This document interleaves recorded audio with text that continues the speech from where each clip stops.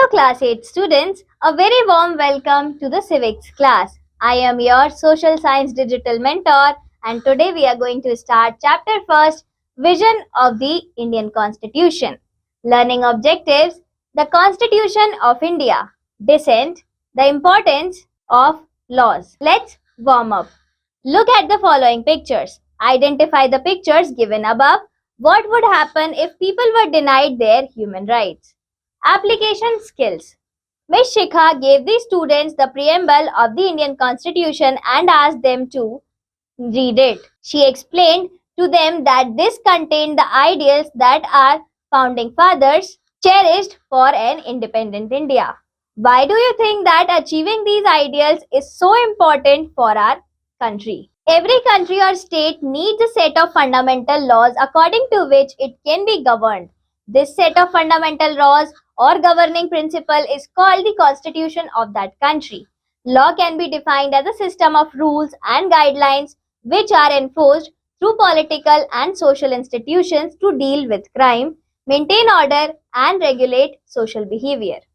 The Constitution of India. The Constitution of India was enacted on 26 November 1949 and came into effect on 26 January 1950. It is the longest written constitution in the world. In this image, you can see the preamble to the Constitution of India. The preamble of the Constitution clearly states that the Union of India is a sovereign, socialist, secular, democratic republic. The laws of governance that it entails are rooted in the basic principles of equality, liberty, and justice. Through various measures and guidelines, the Constitution of India aims to promote the country's unity and integrity amidst diversities. The Constitution, governance, and lawmaking. The Constitution of a country provides a fundamental legal framework for the functions of a country's government. Some of its features, which reflect its significance as the supreme source of legislation, are described below. It provides the basic guidelines for governance based on the principles of popular democracy. The nature of a country's political system is defined by the Constitution. It authorizes a country's government to exercise certain powers while checking their use in an arbitrary way. It outlines the process of making new legislation or laws for the country. The duties and rights of the citizens of country are laid down in the Constitution. The Constitution and the legitimacy of law. A constitution is not just a set of laws, but it also enshrines the guiding principles for framing new laws. Thus, it determines the authority and legitimacy of the law. The lawmakers of a country depend on the Constitution to justify the content of new laws and the process of making them. Since the interests and rights of the people are pivotal to constitution of a democratic country such as India, lawmakers cannot overlook them while making any new law. If any law passed by the legislature is against the spirit of the constitution, it is declared unconstitutional. The right to review a law passed by the legislature rests with the Supreme Court of India. This is called judicial review. To guard against the misuse of power by the state, the constitution makers decided to guarantee its people certain written rights. These rights, known as the fundamental rights, are included in Part 3 of Indian Constitution. These fundamental rights are so called because the legislature and the executive cannot override them. Also, the state cannot take away these rights from an individual. A citizen can move the court of law if he or she is denied these rights. These rights protect citizens from exploitation by an individual or the state. The Constitution also aims to safeguard the rights of the minority communities. However, the rights are not absolute and the Constitution imposes certain limits on the enjoyment of these rights in the interest of the society as in the event of a national emergency, when some fundamental rights are suspended. Dissent. We often hear about people talking out processions or rallies or sitting on fast against some laws which they think might violate their freedom.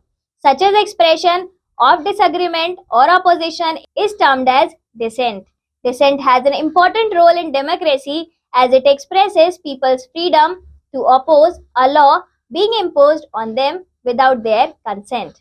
A brief discussion on the salt satyagraha led by Mahatma Gandhi during the colonial period and the anti-liquor campaign launched in 1991 in Andhra Pradesh will give you a better understanding of what makes dissent so important. The Salt Satyagraha.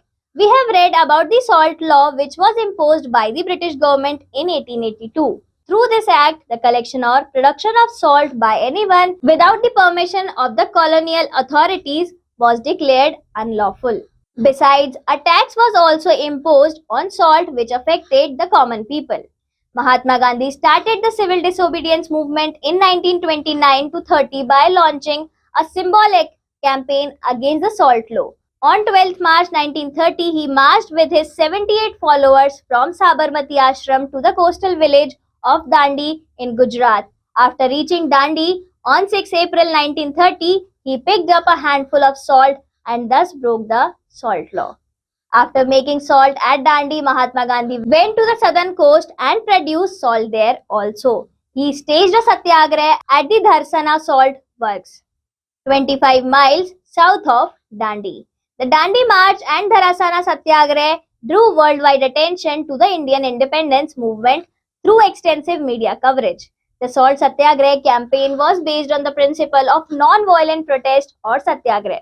In early 1930s, the Indian National Congress chose satyagraha as the main tool to attain independence from British rule.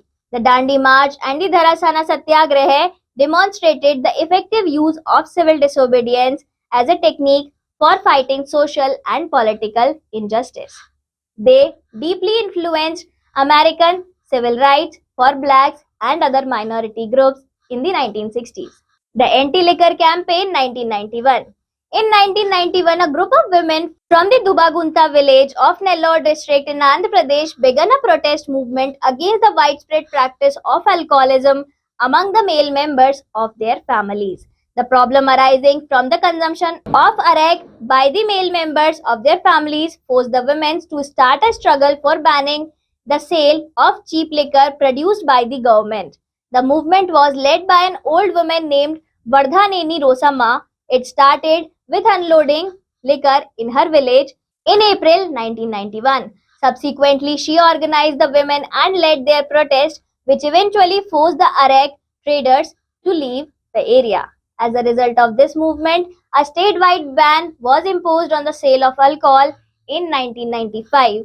The movement was a great expression of empowerment of women at local level. It clearly showed how they could mobilize support on the important issues and force the government to take action against the practice that was harmful for the society.